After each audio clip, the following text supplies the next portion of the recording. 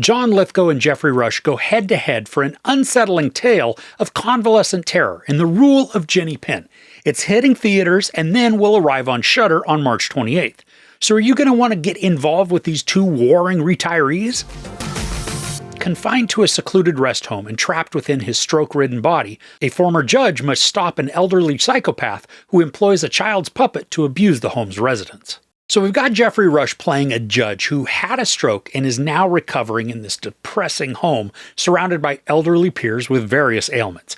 And while he struggles to reconcile his new reality, he has a run-in with the resident bully and unhinged creep who's played by John Lithgow.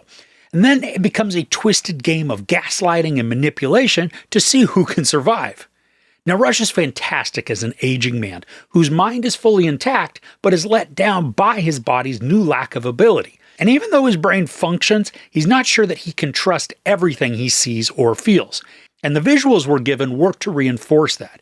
Now, the imagery becomes discombobulating as we see blurred visions that kind of look like a drug trip, adding confusion and anxiety to the storytelling.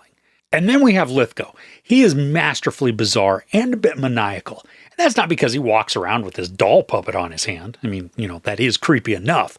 But the looks that he gives can make your skin crawl with how diseased his mind must be. And it reflects through his expressions. What I especially appreciate about how he crafts his character is that he seamlessly oscillates between innocent and charming for the rest home staff, and then the moment they're not looking, he flips the switch and turns into a crazed psycho.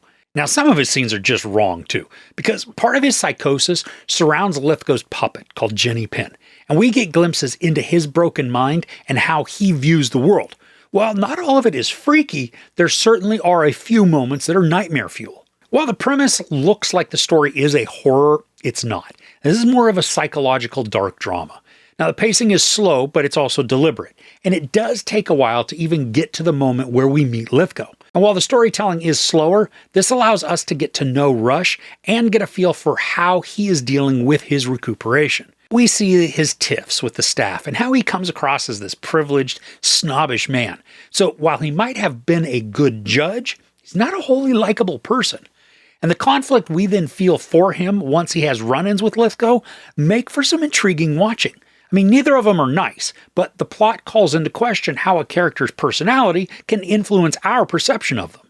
And something else with the deliberate pacing is that the anxious tension grows as the story progresses. The opening sequence, it's strange, but then as Rush's stay lasts longer, that's when the intensity has this steadily increasing trajectory. I mean, it never reaches the holy crap, that's insane stage, but there are several moments that had me squirming a bit and just feeling a little apprehensive. There is a bit where we get to see some of Lithgow's background, but it's very thin. And while I don't want info that's going to make him a sympathetic psycho, knowing why he behaves as he does would add even more to his creep factor. Has he only been doing this for a short time, or has it been something in him for decades? And that's important given his previous line of work. We get a very brief view of his past, providing a minor but flawed explanation regarding his privileges within the home.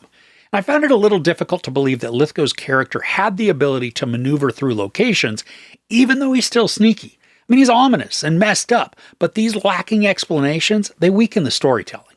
Now, the themes of tyranny, bullying, jealousy, gaslighting, and control, they all work seamlessly together, with both characters getting their moments to shine in that dysfunction. There's also a general lack of awareness, maybe it's just self-absorption, that both men suffer from at times, and once or twice, this leads to some very dark, funny visuals. But when it comes down to it, while this is fine as a creeping drama and psychological thriller, and both Lithgow and Rush are excellent in their roles, the story gets lost in its psychosis, creating uncomfortable physical moments, but like the residents, forgetting what it's doing and failing to keep the story tight and thrilling.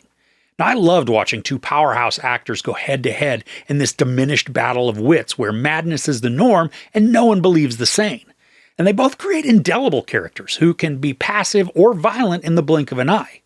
Despite a few disconcerting visuals and then a tensely brief climax, the remainder of the plot is thinly developed, solely relying on the extravagance of the leads to distract from the storytelling flaws. And I still had mild fun with this, but I would be disappointed paying full price to see it in the theater. It's great to watch the two go at it, but it's going to be more satisfying to wait and then watch it on Shudder.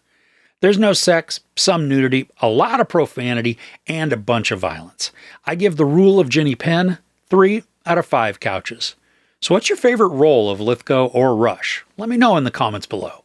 If you enjoyed this review, please give it a like. Also, don't forget to share and subscribe. I'm Chris. This is Movies and Munchies. Thanks for couching with me.